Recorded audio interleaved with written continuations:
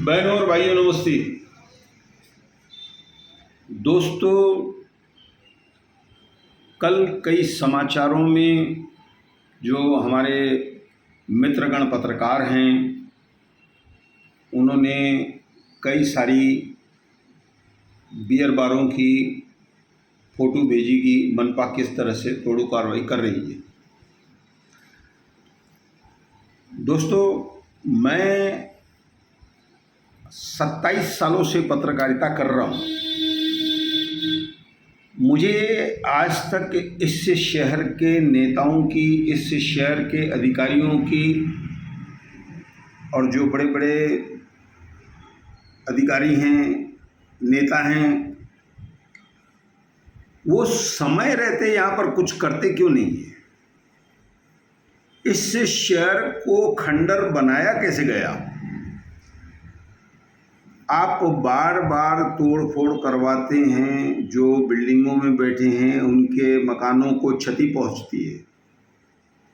जब वो बनते हैं आप कहाँ रहते हैं?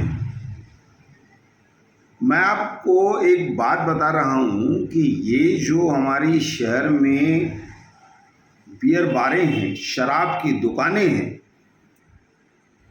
अगर कोई अधिकारी अपनी ईमानदारी पर आ जाए तो मुझे इस शहर में ऐसी 5 बारें या शराब की दुकानें वैध हो ऐसी मुझे दिखा दे, मैं मान जाऊंगा उनको। दोस्तों, इन 27 सालों में मैंने एक एक चीज़ का अध्ययन किया है, समय दिया है, मैंने लोगों की बातें सुनी है मैंने कि एक एक चीज़ में क्या है। बार तोड़ी जा रही है, उतना दिखाकर उस बात को ख़त्म कर देना ठीक नहीं है। सबसे पहले मैं आपको बता दूं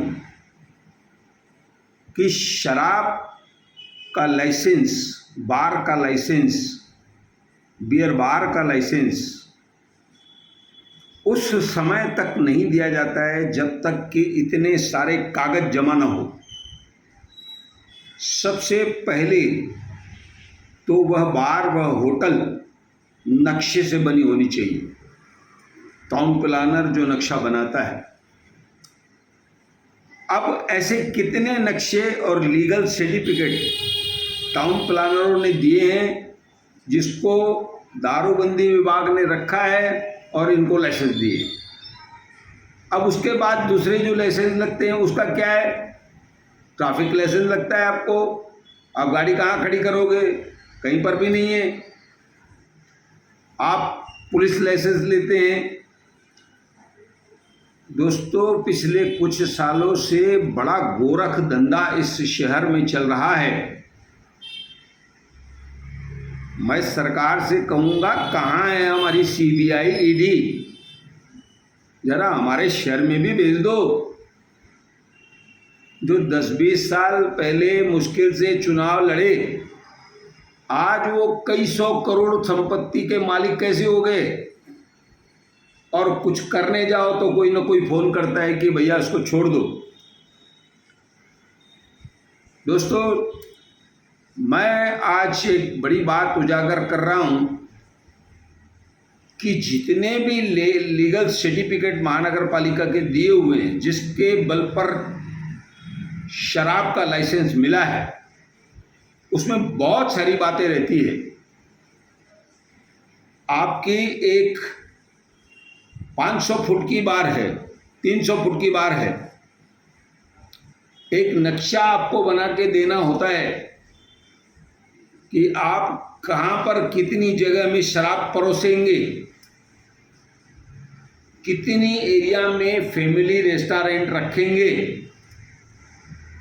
ये नियम नहीं है आप टेरेस पर शराब नहीं पिलाएंगे, क्योंकि अगर शराब पीने वाले भिड़ गए और किसी ने किसी को फेंक दिया, उसका क्या होगा? फिर आपको सरकारी दफ्तरों से 100 मीटर दूर जाना है। चलिए मैं आपको दिखाता हूं, 10 मीटर की दूरी पर भी शराब की दुकानें या फिर बाकायदा होटलें हैं, टेरेस पर शराब चल रही है। अब जो कल बारें तोड़ी गई वो बनी कब? इमारतों के नीचे भी हैं, टियर गेटर में भी हैं, तो उनका लीगल सर्टिफिकेट सबसे पहले किसने दिया? मनपा आयुक्त साहब जी, आज मैं आपका ध्यान दिलाता हूं कि अगर इन लीगल सर्टिफिकेटों की जांच हुई ना तो आपके कई अधिकारी जेल में होंगे, उनकी नौकरी चली जाएगी, आप खत्म कर दोगे उस नौकरी को। मेरे पास एक लीगल सर्टिफिकेट है और मैं आपको ये बताने के लिए ये समाचार पढ़ रहा हूं कि एक होटल उल्लासनगर प्रभाग क्रमांक 3 में पड़ती है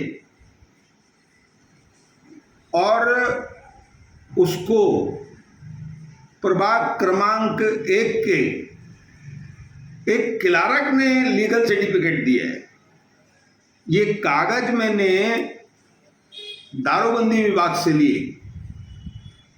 मैं हैरान हो गया उसको देखकर। अनिल नामक आपका क्लार्क है, मैं ये भी बता रहा हूं।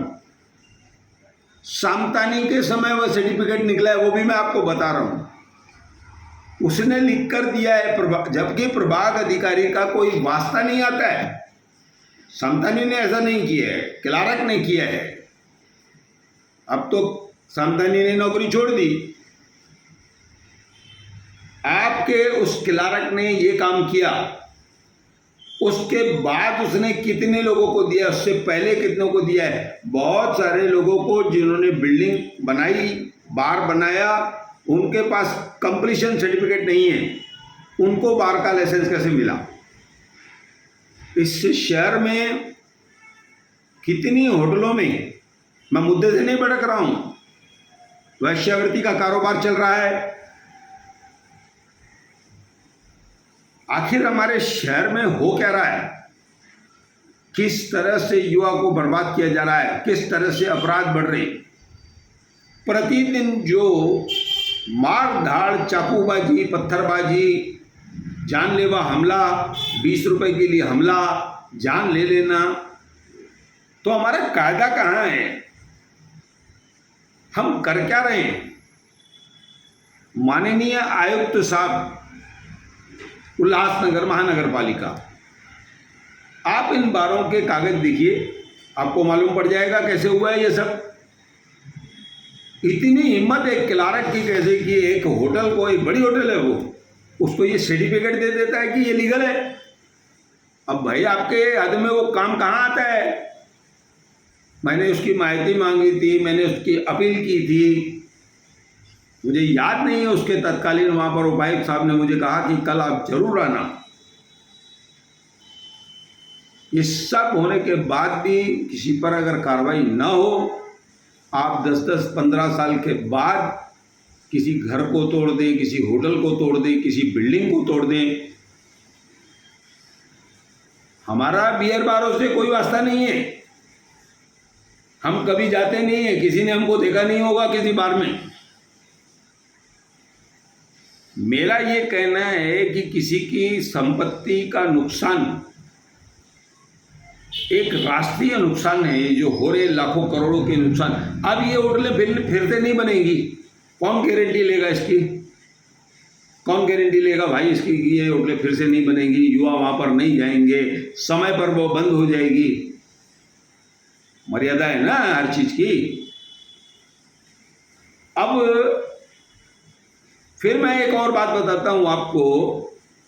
लाल चक्की के पास इतने स्लैब पड़ जाते हैं, इतनी बड़ी बिल्डिंग बनती है, पीछे से रोड बनता आ रहा है। अब उस बिल्डिंग को रोक दिया गया है, उसको तोड़ा जाएगा ऐसा बताया जाता है, उसने स्टे ले लिया है। अब जब वो रोड था भाई, आपने प्लान कैसे पास किया? कैसे प्लान पास हो जाते हैं ये सब? बियर बार का लाइसेंस ले लेना आसान काम नहीं है। उसको परमिट वालों को शराब देनी है और किसी वाइन शॉप से शराब नहीं खरीदनी है बियर बार वालों को। मैं पत्रकार भाइयों से कहूँगा कि भाई साहब, आप जो मुद्दे उठाते हो उसके लिए आपको धन्यवाद है, लेकिन उस मुद्दे की छानबीन क्या करो कि आखिर हमारे शहर में हो क्या रहा है, क्यों हमारे शहर से लोग पलायन कर रहे हैं, क्यों बिल्डिंगों के नीचे से बहुत सारी, कहीं पर गैरेज खुली हुई है, कहीं पर बियर बार खुला हुआ है, रहने का स्थान है ना, सब खत्म हो गया हमारे शहर में। भाई शंकर लालवानी जी इंदौर बनाते हैं, आप तो इतने सारे हैं यहाँ पर, आपने इतनी सारी संपत्ति कैसे जोड़ ली, कैसे आप ऑफिसरों को मैनेज कर लेते हैं, कैसे जो हमारी मनपा के जो बड़े बड़े हाल हैं या दूसरी चीज़ें हैं उनका टाइम ख़त्म हो गया, उसको दोबारा लीज पर दे दिया गया, उसका क्या सब प्रोसीजर है आखिर। मतलब कुल मिलाकर ये जो बार आप तोड़ रहे हैं उसको तोड़िए, मत छोड़िए इन सब चीज़ों को, गलत हो रहा है जो। मैं आदरणीय मुख्यमंत्री साहब को यहाँ से प्रणाम करूँगा, नमस्ते करूँगा। ये सब आप जो कर रहे हैं वो बहुत अच्छा है, युवा पीढ़ी को आप बचाइए और योगी आदित्यनाथ की तरह आप भी इस प्रदेश को गुंडा मुक्त बनाइए, भ्रष्टाचार मुक्त बनाइए। ऐसा कहकर मैं अपनी बात समाप्त करता हूँ।